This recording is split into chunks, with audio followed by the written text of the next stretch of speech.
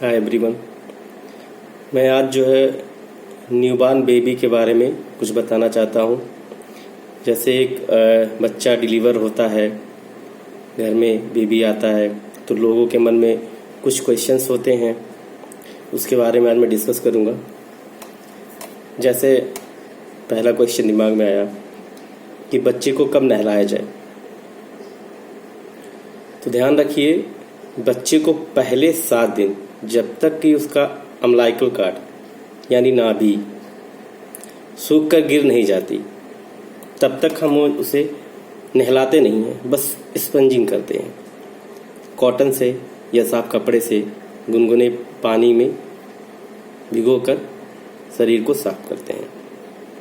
और ये प्रक्रिया 24 घंटे बाद शुरू करते हैं।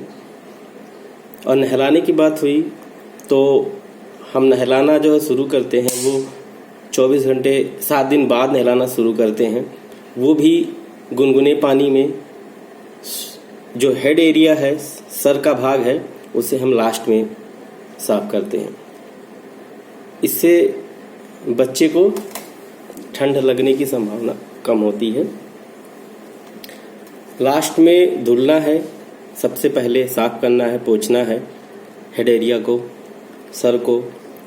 और नहलाना वो हल्का सा गुनगुना पानी हो, ठंडा ना हो, क्योंकि बच्चे हाइपोथर्मिया में चले जाते हैं। ये डर रहता है ठंडे पानी से नहलाने में। दूसरा, कुछ गार्जियन की ये भी कंप्लेन होती है कि बच्चा पेशाब करने से पहले रोता है या पेशाब करते समय रोता है। तो जो छोटे बच्चे होते हैं, जब उनमें यूरिनरी ब्लैडर फुल हो जाती है, भर जाती है, तो उन्हें अनकंफर्ट फील होता है।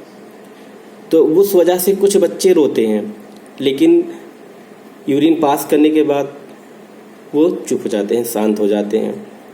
हाँ, यदि यूरिन करते समय बच्चा रोता है तो थोड़ी सी इन्फेक्शन होने की संभावना होती है, लेकिन यूरिन करते ही शांत हो जाता है तो कोई दिक्कत नहीं है। कुछ और क्वेश्चंस होते हैं, जैसे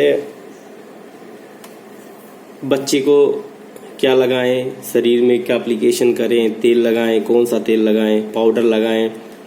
तो बच्चों को जो ऑयल लगाना चाहिए, उसमें सरसों का तेल छोड़ के कोई भी ऑयल लगा सकते हैं।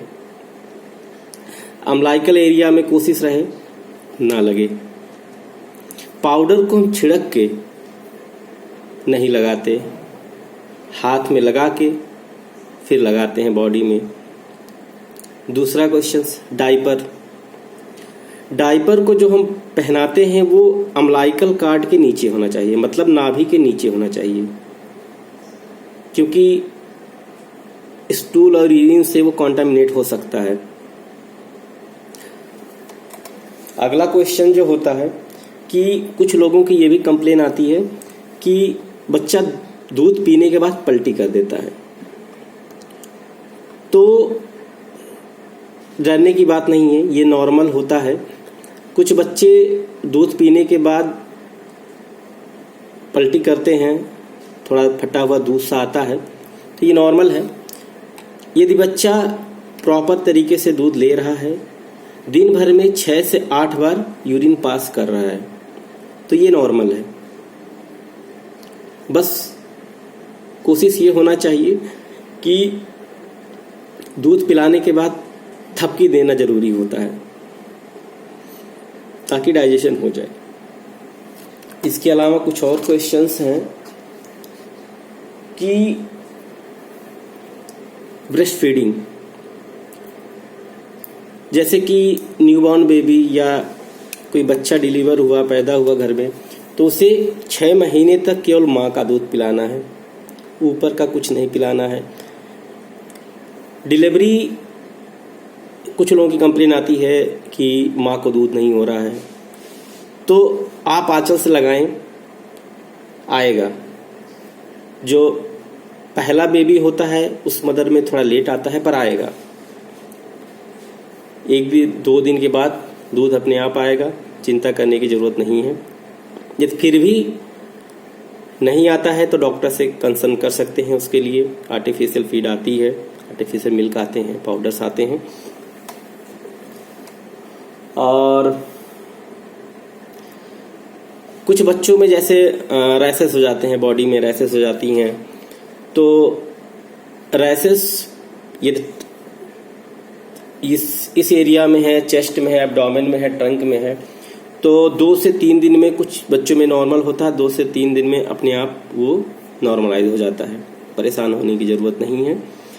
कुछ बच्चों में डायपर एरिया में रैसेस पड़ते हैं, तो जो प्लास्टिक के इस तरह के डायपर होते हैं उसमें पड़ते हैं। कोशिश ये रहे, बच्चा यूरिन करता है, स्टूल करता है, उसकी वजह से रैसेस पड़ सकते हैं। कॉटन के डायपर यूज़ करें, रैसेस कम पड़ेंगे।